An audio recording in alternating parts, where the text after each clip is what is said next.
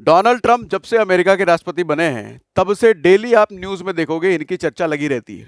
अब मूडी आदमी है, कभी सुबह उठ के कुछ बोल दिया, शाम को कुछ और बोल दिया, दोपहर को कुछ और बोल दिया और वो बन जाती है न्यूज़। कभी कहेंगे टैरिफ लगा देंगे, कभी कहेंगे हटा देंगे, कभी कहेंगे इतना लगा दो, कभी कहेंगे कम लगा दो। ऐसी चीज़ें चल ही रही है।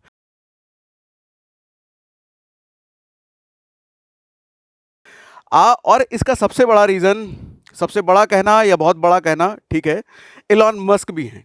क्योंकि एक बैकबोन, अब अमेरिका के राष्ट्रपति तो हैं लेकिन इनके साथ एक इतना तगड़ा आदमी भी है जो कि दुनिया का सबसे अमीर आदमी है, तो बात ही कुछ और हो जाती है। तो आज जरा हम ये समझने की कोशिश करेंगे कि इन दोनों के जो रिश्ते हैं, आज जो ये दोस्ती यारी भाईचारा चल रहा है, ये भाईचारा क्या शुरू से ऐसा है क्या? क्या ये भाईचारा कभी आपसी दुश्मन भी हुआ करते थे क्या? कभी कनबन अनबन भी हुआ करती थी क्या?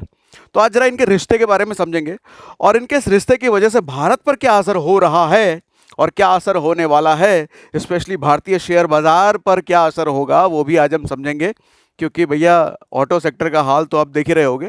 तो ये ऑटो सेक्टर का हाल क्यों हुआ है ऐसा और आगे कहाँ तक हो सकता है, इसकी पूरी कुंडली शुरुआत कहाँ से होती है, वो सब आज हम समझेंगे। इनके रिश्तों की बुनियाद कहाँ से शुरू हुई वो सब समझते हैं आज हम। ठीक है, तो डोनाल्ड ट्रंप और एलॉन मस्क के रिश्ते कैसे कहाँ से हुए हैं? देखो, इन दिनों का जो न्यूज़ है, Elon Musk is the x factor in the new Trump administration. Trump का ये कहना है कि इन दिनों एक्स फैक्टर का मतलब तुर्प का इक्का है। ट्रंप के इस एडमिनिस्ट्रेशन में तुर्प का इक्का उनका एलॉन मस्क है। इन दिनों की ये खबर है। पहले क्या था वो भी बात करेंगे। ट्रंप ने विक्ट्री स्पीच में एलन मस्क को क्यों बताया जीनियस स्टार? भैया ये जीनियस स्टार है, ऐसा ट्रंप बताते हैं। लेकिन इससे पहले क्या था कहानी, जरा मस्क के बारे में जान लेते हैं। देखो, $400 बिलियन की वेल्थ के साथ दुनिया के सबसे अमीर आदमी थे इलेक्शन के पहले भी। लेकिन इलेक्शन जीतने के बाद दिसंबर में $500 बिलियन का वेल्थ बनाने वाले ये दुनिया के पहले व्यक्ति हैं। 400 बिलियन में भी पहले ही व्यक्ति थे और 500 बिलियन में भी ये पहले ही व्यक्ति हैं। टेस्ला और स्पेसएक्स की कायाकल्प के पीछे एलॉन मस्क का यहाँ था, ये सब हम जानते हैं। स्टारलिंक और न्यूरालिंक भी एलॉन की ही देन है। स्टारलिंक के जरिए लो ऑर्बिटिंग सैटेलाइट की मदद से इंटरनेट कनेक्टिविटी, बेसिकली स्टारलिंक क्या है, इन्हीं की कंपनी है। और ये स्टारलिंक अगर भारत में आता है तो ये समझ लो जियो का बंटाधार हो सकता है। कैसे? ये स्टारलिंक एक ऐसी कंपनी है जो इंटरनेट कनेक्टिविटी के लिए आपको इतना जो सेटअप, इतना जो इंफ्रा लगाना पड़ता है, इनके इस स्टारलिंक में ऐसा कुछ नहीं है। आप जिस जगह पर हैं वहाँ पे कुछ छोटा मोटा सेटअप लगता है जिसकी वजह से, और हाई स्पीड, ये 5G से कहीं ज़्यादा फास्ट होता है। तो बहुत सारी चीज़ें बदल जाएंगी अगर स्टारलिंक भी भारत में आता है। तो स्टारलिंक हालांकि चल रहा है तो इन्हीं की देन है ये। और दूर दराज और जहाँ कुछ भी ना हो वहाँ भी इंटरनेट कनेक्टिविटी। अच्छा, गांव देहात में आप देखते हो ना, इंटरनेट कनेक्टिविटी स्लो होती है, नहीं होती है। तो स्टारलिंक अगर आया तो वो प्रॉब्लम भी सॉल्व हो जाएगी। न्यूरालिंक के जरिए ह्यूमन माइंड को एआई की मदद से एफिशिएंट बनाने की कोशिश, ये न्यूरालिंक इन्हीं की कंपनी है। 2022 में ट्विटर को खरीद लिया, एक्स बना दिया। 2024 में साथ आने से पहले दोनों में कई बार भिड़ंत हुई है भैया। दोनों में 36 के आंकड़े रहे हैं। और वो 36 के आंकड़े क्यों रहे, कैसे रहे, समझते हैं। 2024 में साथ आने से पहले दोनों में कई बार भिड़ंत हुई थी। देखिए, आज जो आप पर्सनालिटी दोनों की देख पा रहे हैं, डोनाल्ड ट्रंप भैया कभी भी कुछ भी बोल देते हैं। एलॉन मस्क दुनिया के सबसे सक्सेसफुल बिजनेसमैन, सबसे क्रांतिकारी आदमी सदी के, इतने दिमाग वाले, हमेशा कुछ ना कुछ नया करते रहते हैं, सबसे अमीर आदमी। इन दोनों की पर्सनैलिटी काफ़ी अलग है आप अगर ढंग से देखें तो। और इन दोनों की पर्सनैलिटी जो इतनी अलग है, क्या आज का जो ये साथ है, आज की जो दोस्ती आप देख रहे हैं, दोस्ती हमेशा से थी क्या? नहीं, कई बार भिड़ंत होती थी। तो नवंबर 2016, Trump is not right person to run for president, ऐसा एलॉन मस्क कहते थे कि ट्रंप सही आदमी नहीं है प्रेसिडेंट बनने के लिए। ये कहते थे 2016 में। Musk was not the biggest fan of his future bestie. मतलब फ्यूचर बेस्टी का मतलब 2016 की ये बात है। अभी जो ये बन गए हैं बेस्टी, बेस्ट फ्रेंड्स, ये उस वक्त से मस्क इनके बहुत बड़े फैन नहीं थे, इनके अगेंस्ट रहा करते थे। ठीक है, अगेंस्ट रहने के क्या कारण है अभी आते हैं उस पर भी। लेकिन 2016 में प्रेसिडेंट बनने के बाद, 2016 में जब ट्रंप पहली बार प्रेसिडेंट बने थे, 2016 में पहली बार प्रेसिडेंट बने, उसके बाद 2020 में प्रेसिडेंट नहीं बन पाए, उसके बाद 2024 में फिर से प्रेसिडेंट बने। तो 2016 में जब पहली बार प्रेसिडेंट बनने के बाद एलॉन मस्क पहली बार डोनाल्ड ट्रंप के साथ काम करते नजर आए। कैसे काम करे? ट्रंप की इकोनॉमिक एडवाइजरी काउंसिल के मेंबर बने पहली बार इलॉन मस्क डोनाल्ड ट्रंप के, ठीक है। डोनाल्ड ट्रंप जब इलेक्शन जीते तो उनकी एडवाइजरी काउंसिल के मेंबर बने इलॉन मस्क पहली बार। लेकिन जून 2017 में जब ट्रंप ने, अब एक नया कांड सुनो, लेकिन जून क्यों मैं बोल रहा हूँ, जून 2017 में जब ट्रंप ने पेरिस क्लाइमेट अग्रीमेंट से नाता तोड़ा तो इसका इलॉन ने विरोध किया था। पहले ये समझा देता हूँ ये क्या होता है पेरिस क्लाइमेट अग्रीमेंट। देखो, पेरिस क्लाइमेट अग्रीमेंट क्या था? एक ऐसा एग्रीमेंट जो कि पेरिस में बनाया गया था। क्लाइमेट अग्रीमेंट जैसा आप देख रहे हो, एनवायरमेंट को, नेचर को क्लीन रखने का एग्रीमेंट था ये, जिन भी वजह से एनवायरमेंट गंदा होता है, और उसमें एक बहुत बड़ी वजह पेट्रोल डीजल होता है, उस चीज़ की वजह से पॉल्यूशन होता है। तो एक कई देश मिलाकर के, भारत भी उसका पार्ट था, तो कई देश मिलाकर के एग्रीमेंट किया गया था कि हमको वो सारी एक्टिविटीज़ करनी है जिससे एनवायरमेंट, नेचर हमारा ज़्यादा क्लीन की तरफ हो। लेकिन डोनाल्ड ट्रंप ने क्या किया? डोनाल्ड ट्रंप ने बोला ये सब फालतू बात है, ऐसा कुछ नहीं होता, क्लीन व्लीन कुछ नहीं होता, सब बढ़िया है, पेट्रोल डीजल। अभी कुछ दिन पहले हमने वीडियो किया था ना, ड्रिल बेबी ड्रिल, खोदो जितना खोद सकते हो, पेट्रोल डीजल क्रूड ऑयल निकाल सकते हो निकालो। तो इसके बेसिकली थोड़ा अगेंस्ट आप कह सकते हो ये पेरिस क्लाइमेट अग्रीमेंट था। तो ट्रंप ने इसका विरोध किया, बोला कि ऐसा कुछ नहीं होता, सब ठीक है भैया, सब करने दो, जैसा चल रहा है चलने दो। लेकिन इसका विरोध किया एलॉन मस्क ने। एलॉन मस्क ने क्यों विरोध किया? एलॉन मस्क का सबसे बड़ा धंधा किससे? टेस्ला से। टेस्ला क्या? ईवी बेस्ड कंपनी, यानी कि नेचर फ्रेंडली, एनवायरमेंट को क्लीन करने वाला उनका भी काम था बेसिकली। और जब ट्रंप ने ऐसा बोल दिया कि भैया ऐसा कुछ नहीं होता, जो चल रहा है चलने दो, सब कुछ ठीक है, सब फालतू की बात है, तो एलॉन मस्क इसके साथ सहमत नहीं हुए। तो एलॉन मस्क ने क्या बोला कि भैया हम जो तुम्हारा मेंबर ऑफ काउंसिल थे हम छोड़ रहे हैं। ये कह रहे हैं कि, इनका ट्वीट भी देखिए, I am departing presidential council. Presidential council इन्होंने छोड़ दिया। Climate change is real, climate change real है, ग्लोबल वार्मिंग हो रही है, दुनिया बदल रही है, क्लाइमेट बदल रहा है। एलॉन मस्क ये कह रहे हैं, जिसको ट्रंप ने फालतू बोल दिया था, फालतू बात है। Living Paris is not good for America और द वर्ल्ड। ये जो पेरिस क्लाइमेट अग्रीमेंट था, इसको छोड़ना ठीक नहीं है ट्रंप के लिए। तो ये एलॉन मस्क ने बोला और अपना मेंबर ऑफ काउंसिल से इस्तीफा दे दिया। जनवरी 2022 में डोनाल्ड ट्रंप ने एक बार फिर एलॉन मस्क से दोस्ती करने का हाथ बढ़ाया। जनवरी 2022 में, 2022 का मतलब क्या? 2024 में इलेक्शन हुआ और 2022 में मतलब इलेक्शन की एक्टिविटी प्लानिंग शुरू हो चुकी थी। सीएनबीसी को कहा एलॉन मस्क काफ़ी स्मार्ट है। मतलब पुरानी जो खटपट थी, अब इलेक्शन का टाइम आ रहा है, पता नहीं इनके मन में क्या रहा होगा, तो अब सीएनबीसी को कहा कि एलॉन मस्क भैया काफ़ी स्मार्ट हैं, दल बदल चुका। The president elect told CNBC that the SpaceX boss was one of the very smart people, ऐसा कहा। 6 महीने बाद ही जुलाई 2022 में डोनाल्ड ट्रंप ने एलॉन के बारे में अपना विचार बदला और उनको एक बुलशिट आर्टिस्ट बताया। मतलब आप ट्रंप को समझ सकते हो किस तरह के आदमी है। 6 महीने पहले कुछ और, अच्छा अभी तो हम देख रहे हैं कि रोज ही कुछ और हो जा रहे हैं। 6 महीने में जिस आदमी की राय कुछ और थी, 6 महीने बाद उसकी राय कुछ और वो बदल जाती है। 6 महीने बाद इनको बुलशिट आर्टिस्ट बताया। बुलशिट आर्टिस्ट, ये देखो ये चला भी था। अब ये बुलशिट आर्टिस्ट का क्या है खेल भैया? ये समय था जब एलॉन मस्क ट्विटर खरीदने का ऐलान कर चुके थे और ट्रंप इसके जैसा ही social media platform Truth Social launch कर रहे थे। ये कब समय है? ये 2024 का जो इलेक्शन है उसके पहले की 2022 में एक्टिविटी शुरू हो चुकी है और एलॉन मस्क ने ऐलान किया है कि वो ट्विटर खरीदेंगे, एक्स बनाएंगे, मतलब ट्विटर खरीदेंगे। और पैरेलली ट्रंप भी अपना एक सोशल मीडिया प्लेटफॉर्म ट्विटर जैसा ही लॉन्च करने का प्लान बना रहे थे। अब हुआ क्या? ट्रंप भी अपना सोशल मीडिया प्लेटफॉर्म ट्विटर जैसा लॉन्च करने का सोच रहे हैं, उधर एलॉन मस्क ने क्या बोल दिया है कि भैया ट्विटर खरीदेंगे। तो एक तरीके से अगर देखा जाए तो दोनों सेम फील्ड में कॉम्पिटिटर टाइप हो गए। अब जब कॉम्पिटिटर टाइप हो गए तो किसको अच्छा लगेगा? तो ट्रंप ने बोल दिया कि ये बुलशिट आदमी है, फालतू आदमी है ये। 6 महीने पहले जिसके बारे में बोला था बहुत स्मार्ट आदमी है, 6 महीने बाद ये फालतू आदमी हो गया। ठीक है, तो ये सब चीज़ें चल रही थी। और इसके बाद मस्क भी कहाँ चुप रहने वाले थे, उन्होंने भी ट्विटर और एक्स पर इसका जवाब दिया। कहा था कि ट्रंप का समय खत्म हो चुका है, उसको अब राजनीति छोड़ देनी चाहिए। उन्होंने बोला ये सटिया उठ गए हैं, फालतू आदमी है, इसको राजनीति छोड़ दीजिए, कुछ आता होता नहीं है, रिटायर करो इनको। और ये भी कहा था जी अपोजिशन पार्टी है वहाँ पे, अपोजिशन पार्टी ज़्यादा इनको सीरियस मत लो, नहीं तो ये ऐसे ही है, इसको सीरियसली मत लो। कुल मिलाकर के दोनों में एक बार फिर से भिड़ंत हुई, दोनों एक दूसरे की बुराई करना शुरू कर दिया। जुलाई 2022 की बात है ये। इसके बाद अगस्त 2022 में इलॉन मस्क ने 43 बिलियन में ट्विटर को खरीदा। ठीक है। खरीदने के तुरंत बाद डोनाल्ड ट्रंप का ट्विटर अकाउंट को दोबारा चालू कर दिया। अब आपको ये क्या बात है भाई, अभी तो दोनों में खटपट चल रही थी। ट्विटर खरीदते ही इन्होंने डोनाल्ड ट्रंप का अकाउंट, जो कि बैन हो गया था, आपको पता होगा ट्विटर ने डोनाल्ड ट्रंप का अकाउंट बैन कर रखा था। क्यों बैन कर रखा था? इनकी भड़कायु बयानबाजी बहुत होती थी, जिसकी वजह से यूएस में काफ़ी चीज़ें गड़बड़ होती रहती थी। इनके बयान की वजह से ऐसा मानना था। ट्विटर को लगा कि इनका अकाउंट नहीं होना चाहिए ट्विटर पे, तो ट्विटर ने इनका बैन कर दिया। अब बैन तो कर दिया, लेकिन जब इलॉन मस्क ने ट्विटर को खरीदा तो डोनाल्ड ट्रंप का अकाउंट वापस से चालू कर दिया। अच्छा, डायरेक्ट चालू नहीं कर दिया, उसके पहले पोल किया था इन्होंने ट्विटर पर डाल करके कि भैया क्या डोनाल्ड ट्रंप का अकाउंट वापस से चालू करें। तो पोलिंग अच्छी खासी हुई थी कि हाँ भैया चालू करो, तो इन्होंने डोनाल्ड ट्रंप का अकाउंट चालू कर दिया। आरोप यह था कि ट्विटर के जरिए नफरत फैला रहे थे डोनाल्ड ट्रंप, इसलिए डोनाल्ड ट्रंप का अकाउंट बंद किया गया था। इसके बाद एलॉन मस्क डायरेक्टली ट्रंप के सपोर्ट में नहीं आए। दुनिया को यह लगा कि अब तो एलॉन मस्क डोनाल्ड ट्रंप के सपोर्ट में आ जाएंगे, लेकिन ऐसा नहीं था।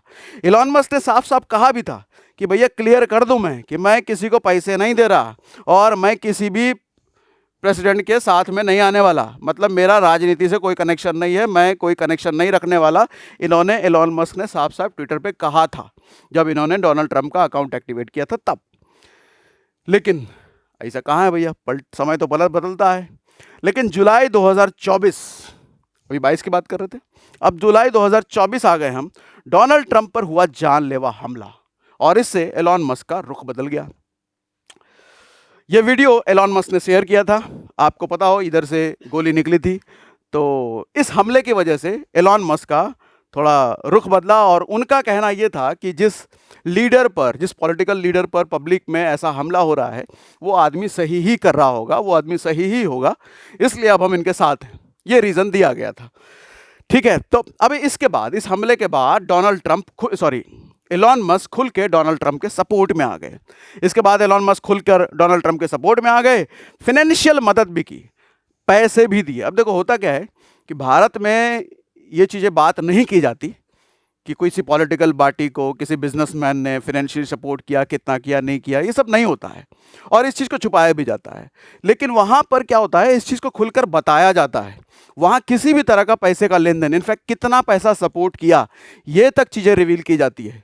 डोनाल्ड ट्रंप को एलॉन मस्क ने कितना पैसा दिया इलेक्शन के लिए, या उसके पहले या उसके बाद, वो सब भी रिवील की जाती है। किसी भी तरह का पैसे का लेन देन बड़ी पॉलिटिकल पार्टी में, किसी भी तरह की दलाली कह लो, वो सब डिस्क्लोज किया जाता है वहाँ पर। ठीक है, फाइनेंशियल मदद भी की और एक्स के जरिए खुलकर डोनाल्ड ट्रंप के लिए बैटिंग करनी शुरू कर दी। बैटिंग मतलब बैटिंग, ठीक है। अच्छा, उसके बाद क्या हुआ कि डोनाल्ड ट्रंप और एलॉन मस्क दोनों ट्विटर पर लाइव भी आए थे और उस लाइव चलते के ड्यूरेशन में लगभग 20 मिलियन लोगों ने देखा था। 20 मिलियन।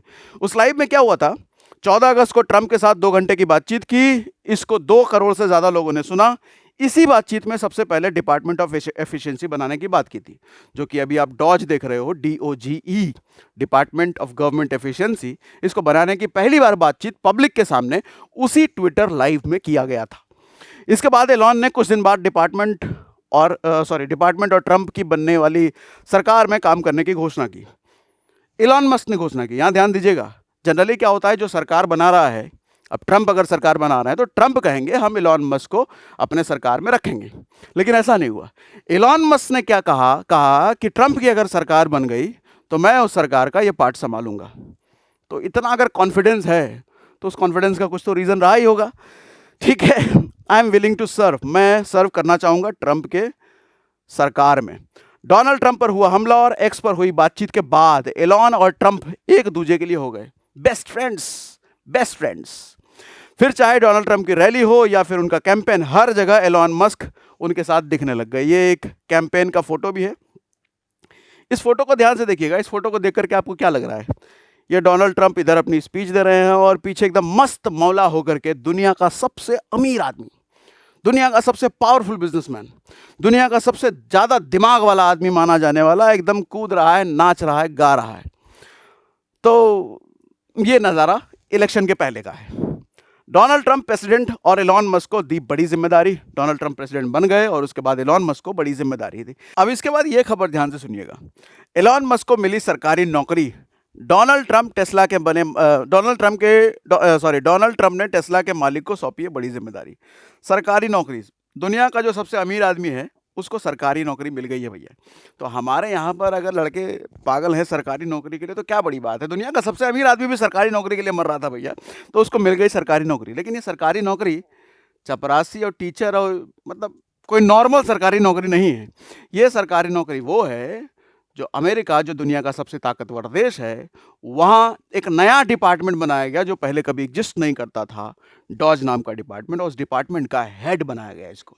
तो एक तरह से ये सरकारी नौकरी ही हुआ। इलॉन मस्क को DOGE department of government efficiency की जिम्मेदारी दी गई। क्या है ये बताता हूँ अभी। 20 जनवरी को शपथ के तुरंत बाद ट्रंप ने एग्जीक्यूटिव ऑर्डर के जरिए डॉज को बना दिया, बन गया भैया डॉज। डॉज का काम था कि सरकार और एफिशिएंटली काम करे। एफिशिएंटली काम करने का मतलब कई सारे ऐसे सरकार के खर्चे होते हैं जिस सरकार को हो सकता है नहीं करना चाहिए, या हो सकता है कि बचत हो सके। तो ऐसा ढूंढो भैया कहाँ कौन सा फालतू खर्चा हो रहा है, उस फालतू खर्चे को बंद करो। टेक्नोलॉजी की मदद लो, जितना हो सकता है खर्चा कम किया सको, स्टाफ को हटाना है, कम करना है, वो सब देखो, वो सब करो। इसकी पूरी फ्रीडम इलॉन मस्क को दे दी गई। चुनाव के दौरान कई बार ट्रंप ने सरकार और ब्यूरोक्रेसी के काम करने के तरीके पर सवाल भी उठाए थे कि पिछली जो सरकार है वो ठीक काम कर नहीं रही, वो सारे फालतू के लोगों रखा हुआ है, पैसा बहुत खर्चा कर रहे हैं। तो ये सब ट्रंप ने कई बार चुनाव के टाइम भी सवाल उठाए थे। इसके साथ ही ट्रंप का मानना था कि अमेरिका का बढ़ता हुआ डेट के पीछे सबसे बड़ी वजह इनएफिशिएंसी है। अब डेट की बात यहाँ सुनते ही आपको शायद ये ख्याल आया हो कि अमेरिका भी कर्जे में है क्या। हाँ जी भैया, कर्जे में है। अब अमेरिका जैसा भी, अच्छा कितना कर्ज में है जरा ये जानोगे क्या।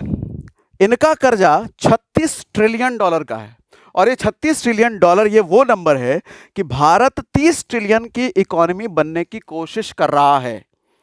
मतलब भारत को जितना इकोनॉमी अपने आप को लेके जाना है, जो भारत को जितना ग्रो करना है, उससे ज़्यादा तो कर्जा अमेरिका लेकर के बैठा है। तो ये डायलॉग नहीं हो गया कि भैया तुम जितना पैसा कमाना चाह रहे हो उतना तो हमारे ऊपर कर्जा है, कुछ इस तरह का। वो फिल्मों में डायलॉग नहीं होते कि तुम जिस स्कूल में पढ़ते हो उस स्कूल के हम प्रिंसिपल रह चुके हैं, कुछ ऐसा नहीं मिलता जुलता लग रहा है। तो भारत जितना 30 ट्रिलियन की इकोनॉमी बनने की कोशिश कर रहा है, उससे ज़्यादा तो भैया अमेरिका पर कर्जा है।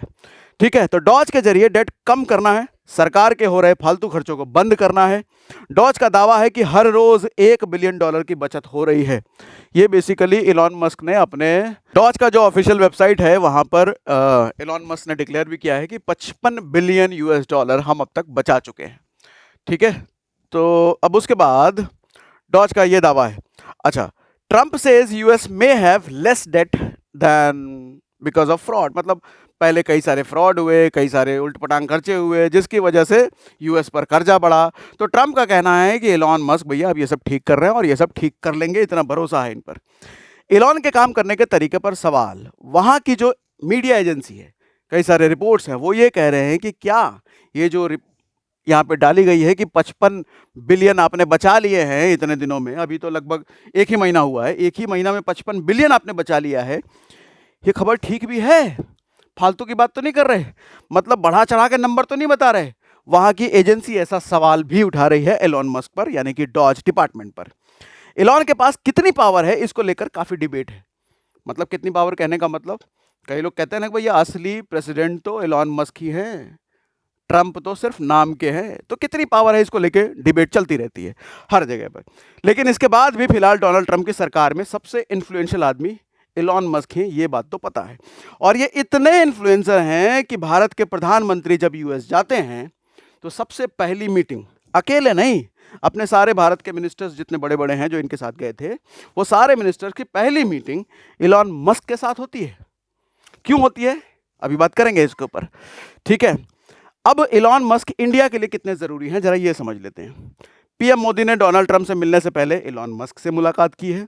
एलॉन मस्क के साथ पीएम मोदी के मंत्री भी मीटिंग में शामिल थे, ये जो आप देख रहे हो। ठीक है, कई सालों से एलॉन टेस्ला और स्टारलिंक को इंडिया में लाने की कोशिश कर रहे हैं। इनका जो सबसे बड़ा टेस्ला और स्टारलिंक है, इंडिया में लाने की कोशिश जारी है। लेकिन क्या है कि टैरिफ ज़्यादा होने की वजह से और कई सारे रूल्स रेगुलेशन की होने की वजह से ये अब तक एलॉन मस्क का ये मंशा कामयाब नहीं हो पाया है। लेकिन अब क्या एलॉन के लिए ये आसान हो जाएगा भारत में टेस्ला और स्टारलिंक को लेकर के आना? देखिए एक चीज़ समझिएगा, असली कर्ता धर्ता तो डोनाल्ड ट्रंप है, साइन तो उन्हीं के चलेंगे। लेकिन बात यह भी है कि जिस तरीके से इलॉन मस्क हर चीज़ में सामने आते हैं और देश के प्रधानमंत्री सबसे पहले इलॉन मस्क से मीटिंग करते हैं, क्या ये इलॉन मस्क के जरिए डोनाल्ड ट्रंप को खुश करने की कोशिश तो नहीं है? अब डोनाल्ड ट्रंप जो टैरिफ टैरिफ खेलते रहते हैं कि भैया इंडिया पे इतना टैरिफ, इसकी वजह से डर का माहौल तो है। इकोनॉमी भैया बहुत ज़्यादा गड़बड़ हो जाएगी इसकी वजह से, देश की भैया जीडीपी खराब होगी इसकी वजह से, अगर वो बातें वो सही कर दिया उन्होंने तो क्या इलॉन मस्क उसके लिए डोनाल्ड ट्रंप को खुश करने के लिए एक जरिया तो नहीं बना है? कई बार होता है ना भैया कि बड़े बाबू को खुश करना है तो बड़े बाबू के नीचे जो बाबू है जरा उसको पटाया जाए, मिठाई उठाई दिया जाए, खुश किया जाए, ताकि उस छोटे बाबू के जरिए हम बड़े बाबू को खुश कर पाए। तो भैया छोटे बाबू कैसे खुश होंगे? इनकी कंपनी को इंडिया में आने दो, और जब इंडिया में आए तो इनके लिए नियम कानून आसान करो, और जब इंडिया में आए इन पर जो टैरिफ ड्यूटी आप बाहर वाले देश जब इंडिया में आते हैं उस पर लगाते हो, वैसी ड्यूटी इनके लिए मत रखो, उतने टैरिफ इनके लिए मत रखो। इस तरीके से इलॉन मस्क भैया खुश होंगे, और इलॉन मस्क करके खुश होंगे तो डोनाल्ड ट्रंप खुश होंगे, डोनाल्ड ट्रंप खुश होंगे तो भारत में टैरिफ कम लगाया जाएगा। तो कहीं ये भी है क्या? अब ये सवाल है। पीएम मोदी से मिलने के बाद टेस्ला ने भारत में आने के संकेत तो दे दिए हैं, आप सुन भी रहे होंगे इन दिनों लिंक्डइन पर नई नौकरियों के लिए पोस्ट डाला गया है, मुंबई और दिल्ली में शुरुआती शोरूम भी खोल सकती है कंपनी।